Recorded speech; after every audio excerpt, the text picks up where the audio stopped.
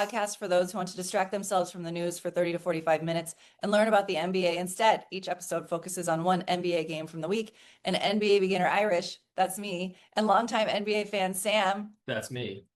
Learn more about the NBA games, people, and current events. In today's show, we wrap up our first season of the podcast. It's our best episode yet. Sure, and you battling through sickness to be here. I know, poor me. I have a cold. Yeah. Are you sweatpants? Are you rocking sweatpants over there? Uh-huh. Yeah. Did you get any reviews? No, but I did get a comment on a YouTube short. Oh, okay. It's the short where I talk about SGA and Nickeil Alexander Walker being cousins, and someone said something like, "No way."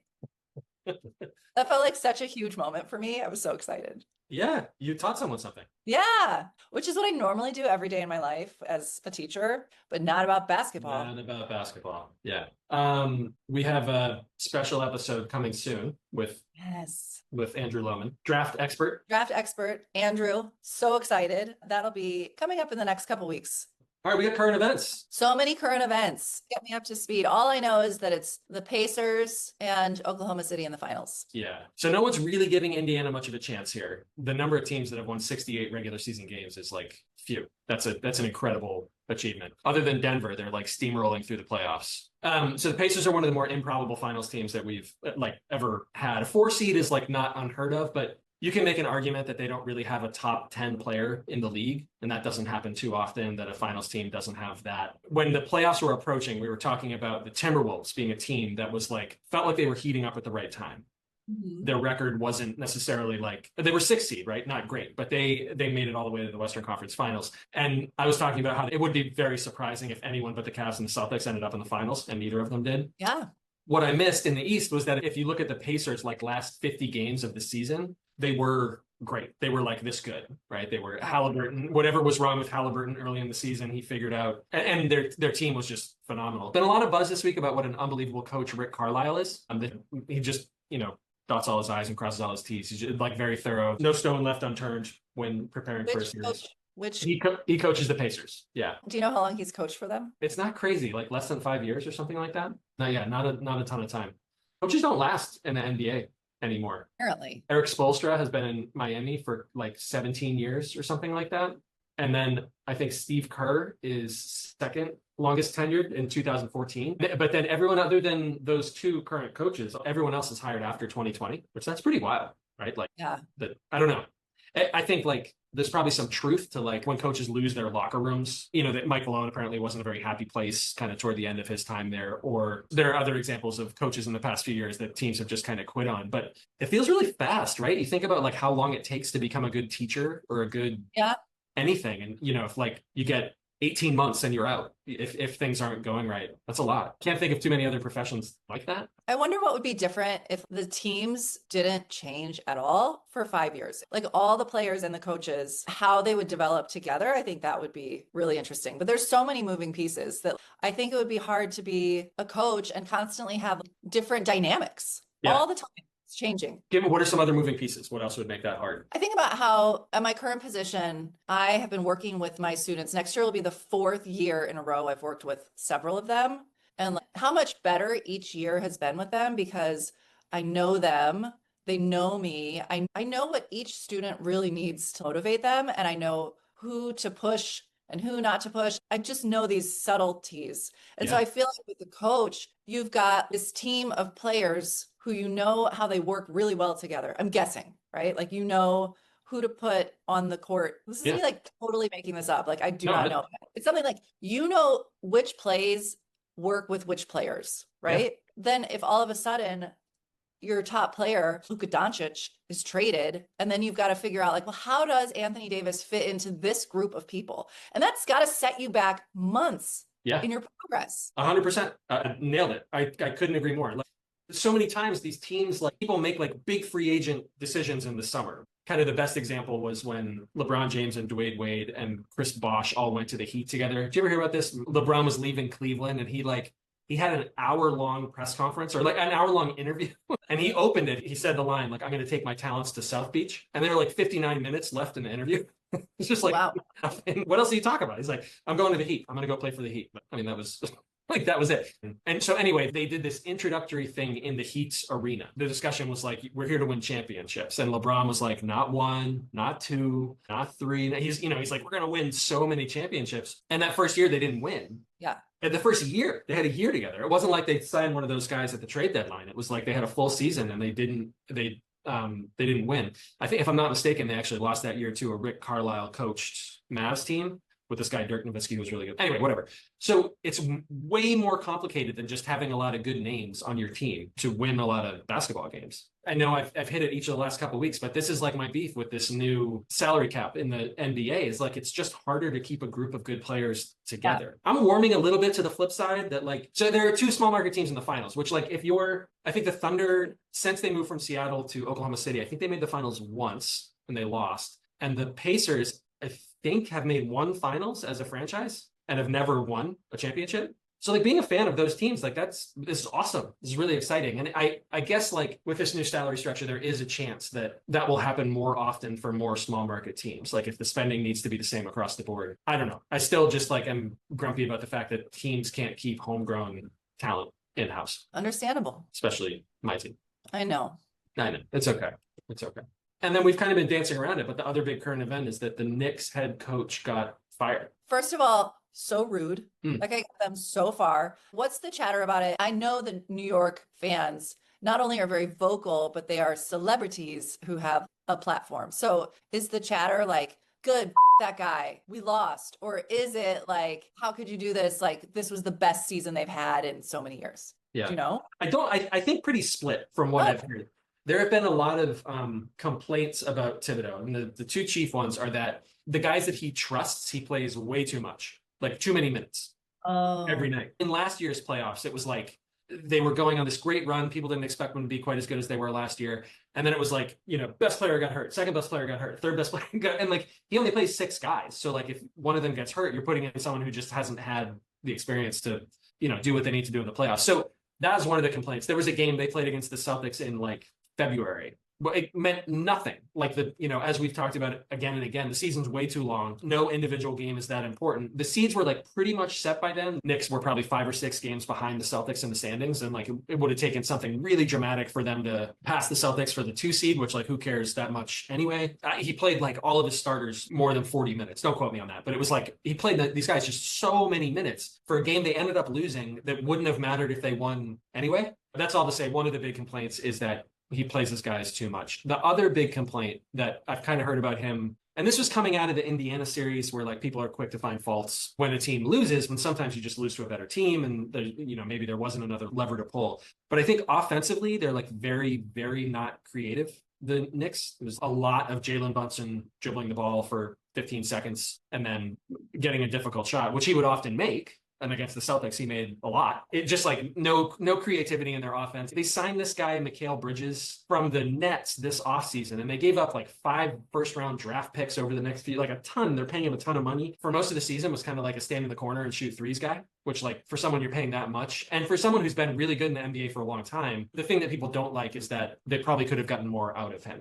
And if they had diversified their offense, they may have been more confusing for the Pacers to try to stop. So those are kind of the 2 arguments I've heard in terms of like actual coaching decisions. And like always, when these things happen, now there are a lot of stories about the team was actually pretty unhappy. Things were not great in New York leading up to this. No one's happy when they're losing. When the Celtics were losing to the Knicks and Tatum got hurt, I would guess that there were some pretty grumpy folks in that locker room too. So I don't know. I take that with a big grain of salt. But anyway, that's the buzz right now. I obviously have no inside info on that. It goes back to like culture, but you're right. Like when you're losing, it's probably hard to build culture. Yeah, I don't know. And then the people that are mad that he was fired, I mean, they just made the deepest run in the playoffs that they've made in 25 years. Yep. So a little bit hard to argue against that. I think like some decision makers in the Knicks organization must have believed that they weren't actually that close. If their goal is to win a championship, you could make a story, right? They beat the Pistons in the first round. Good series, hard series for them. They beat the Pistons. Second round, the Celtics like fumbled away particularly game 1, but also they lost game 2. Then I think the Knicks were going to win that series anyway, but Tatum gets hurt, so that's off the table. The Cavs had some injuries, and that allowed the Knicks to play the Pacers in the conference finals, which was like, a better matchup. And like heading into the playoffs, playoffs, it seemed like no one but the Celtics and the Cavs had a chance to make the finals. I sort of have to believe that the people in the Knicks organization were like this was great and it was fun. Like I love the energy at Madison Square Garden, whatever, but I don't think we, as we are, can win a championship. I don't think they would have done it. You don't think they would have fired the coach? Right. If they were like, we were a bad bounce away, or we were you think they looked at these playoffs and said like, more or less like this was kind of a fluke? No, I don't think they thought it was a fluke, but I think even with how far they got, I think they're thinking that they're really far from winning a championship as currently constructed. I don't know if I agree. I'm not saying I agree, but I don't know how they make this decision if they thought just a tweak and we're there. Because if they believe that, they would have run it back. You know what I mean? I think it's so weird that they're just like fired next. It seems like you're going back to square one if you're hiring someone new. Who are they going to hire? Michael Malone is looking for a job. That name has actually been floated a lot. And their personalities, I think, are pretty similar, those two guys. I wonder if they're looking. The Knicks have 3 or 4 guys who all played college basketball together at Villanova. Oh, yeah. And the Villanova coach who coached all of them stepped down 2 or 3 years ago. Okay. That name's been floated. I haven't heard anything from him about being interested in coaching, but that's up there. It's weird. Fickle business. I don't feel that bad for Tom Thibodeau. He, zillionaire and all that. But I wonder what he's thinking. I wonder what he's feeling. Well, he's probably thinking, you guys are crazy. I got them further than anyone else has gone. Yeah. So I don't know what to make of it.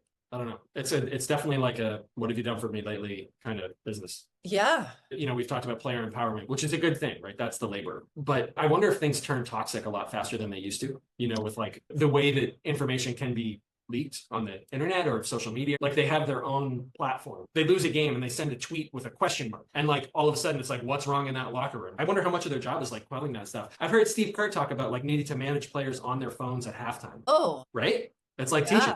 Yeah. So I don't know. And when you look back at good teams from the 80s and 90s, the coach was part of that for a long time, right? Phil Jackson with the Bulls, Phil Jackson with the Lakers. The Celtics had I think 2 coaches throughout the 80s when they were great. The Lakers had Pat Riley, I think pretty much the whole time. Detroit had a famous coach, Chuck Daly or whatever. And I feel maybe a little bit less of the team identity centers around the coach because they can't be the center of things the way that they used to be in terms of player empowerment, which is probably good. These guys deserve to be in a situation where they're happy. I don't know. So are you saying that when Phil Jackson was coaching the Bulls, for example, because there wasn't as much player empowerment, people endured more, it didn't matter if he lost the locker room? Yes. I bet it's easier to lose a locker room now. Because people are I don't need this. Yeah. I can go someplace else. Right. Which again, that's great. They deserve to be in a place where they feel respected and used well and whatever. But I bet there was that Draymond Green punch, right? When he punched that guy. I think I remember Steve Kerr saying I've been in 10 incidents like that at practice, but it was never broadcast to the world. Right. And then something that we had to deal with externally as well as internally. Yeah. I bet things like that fester a little more than Michael Jordan has a story about he punched Steve Kerr during practice. Really? Yeah. And kind of came out of it and was oh my God, that was a horrible thing to do to a teammate or whatever. But I bet dysfunctional stuff happened a lot during practices. That Celtic City, they talked about the coach of the Celtics in the 80s, this guy, Bill Fitch, who everybody hated. And he still stayed on for a few years after that. Everybody the players hated. And now I don't know. I don't feel like it would last that long for a hated coach to be hanging around like that. Interesting. And we'll probably never know until there's a 30 for 30. Yeah. 25 years from now. Should we talk about the game? You know what I want to talk about? Because I didn't watch a game. So I went out to dinner the other night with friends and they were asking about the podcast and basketball and the future of the podcast. And I was I'm sick of basketball. Last week, especially, I was just I don't want to watch any more basketball. I don't want to learn about basketball. I've learned enough. Let's move on to other sports. Okay. And as we talked about it, I think I realized something. I think I became an actual Nuggets fan. Right. Over the course of this experiment so far. Because once the Nuggets were out, I didn't care. I was kind of into the Timberwolves, but then once both those teams were out, but especially the Nuggets, I just didn't care. And I think that is what makes me an authentic fan. I think we did it.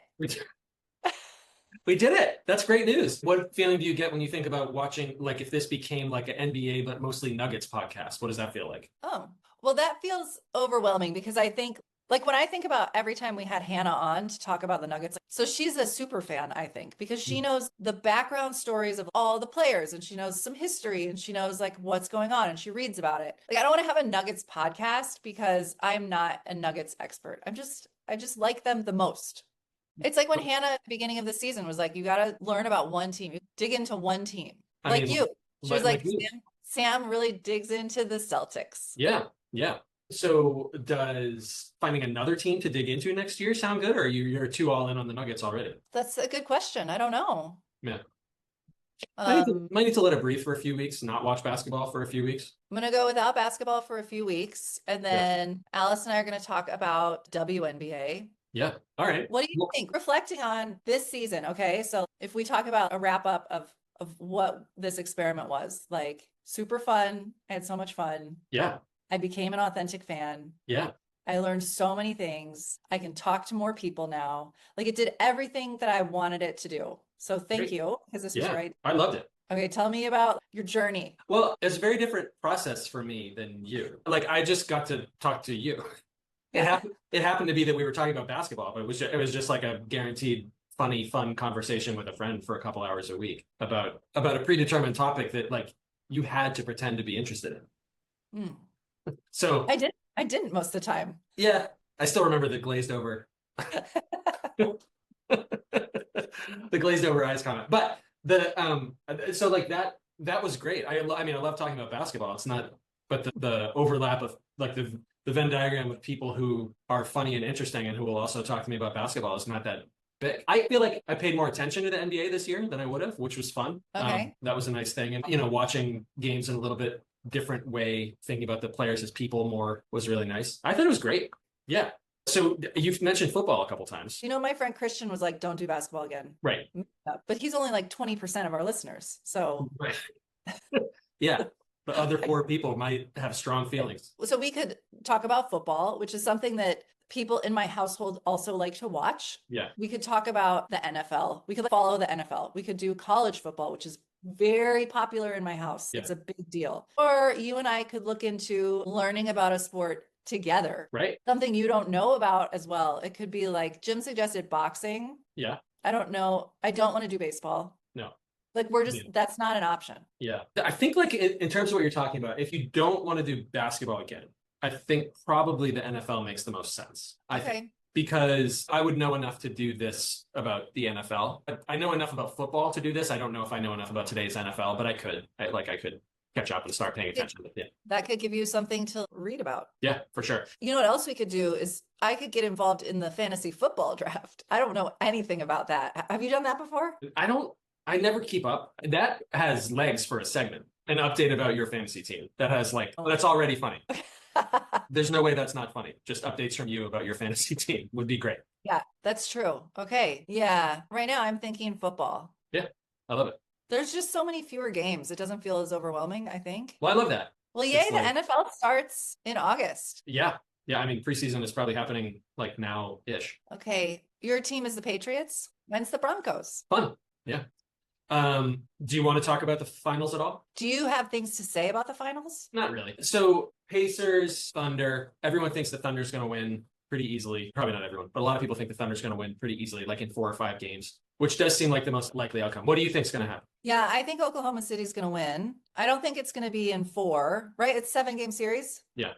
But I think they're going to win. I mean, I said this last week, like people have called this since the beginning of our podcast. August was like, you should watch the Thunder. They're a really fun team to watch. They're really good. Yeah.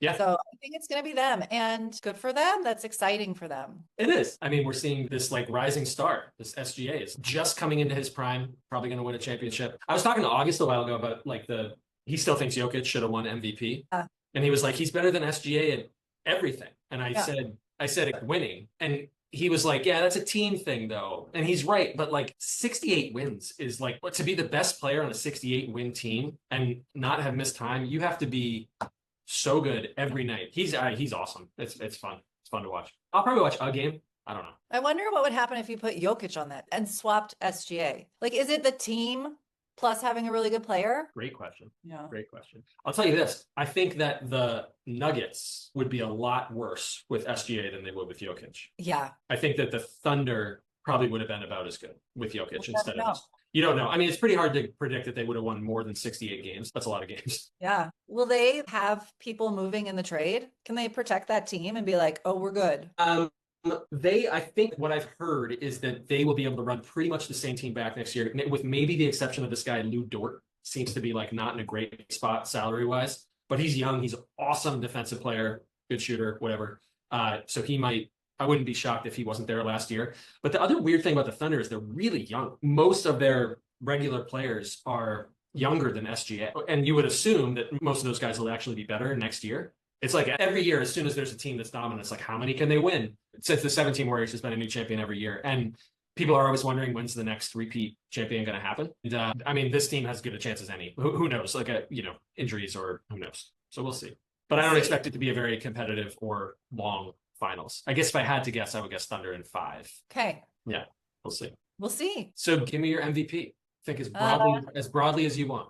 Of course, it's you. You came up with this idea. Yeah, well, I was going to throw it right back at you. You watched a lot of basketball, kind of against your every impulse and desire. Yeah, I did. So big credit to you. LVP? Technology. Yeah, good one. We love it, but it's given me hours and hours of extra work to do. Yeah. Although most of that time you probably weren't thinking about Trump, so. It's so true. Yeah. You're right. Good news, bad news, who knows? That's right. What's your LVP? I'll go with Jason Tatum's Achilles sad story of the year. Or Nico Harrison. Is it Nico Harrison? One of those two. Tatum's Achilles or Nico Harrison. Or Adam Silver. Good one. The most obvious fix in sports history. Yeah. Man, what'd you learn? How much time do we have here? Oh my gosh. What did I learn? I learned so many things. I can understand the game. I know so many players. Yeah. I know who's good. I know who's not good. I can carry a conversation about basketball. I'm socially proficient. Yeah, that's great. What'd you learn? I learned how many Red Lobster are in the greater Dallas area.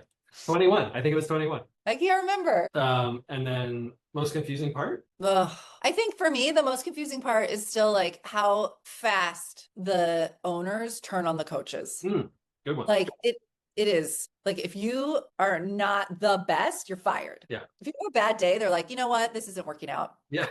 You're fired. Yeah, we're done. I think my most confusing part of the season is, why is it so hard to fix the NBA as a product? Because it's not great. This experience for you. I wonder, the more we're talking, the more I hope we do football, because football seems very much more polished as a product than basketball does. The way it's all set up on a Sunday and it's like an event, and then there's a build up to this next event. The season's so short, it's like a tournament. I wonder if you'll get swept up in it in any way if we do that, or if it'll just kind of feel like a slog, the way this does. Who knows? We'll have to find out. There's no way to know. Yeah. Yeah. Did we do it? We did it. Good job. Good job. Bye. Thank you for listening to Go Team Score Points. Today's episode was edited by Irish. You can reach us at goteamscorepoints@gmail.com. Next week, we have a special episode where guest Andrew will tell us everything about the draft. See you then.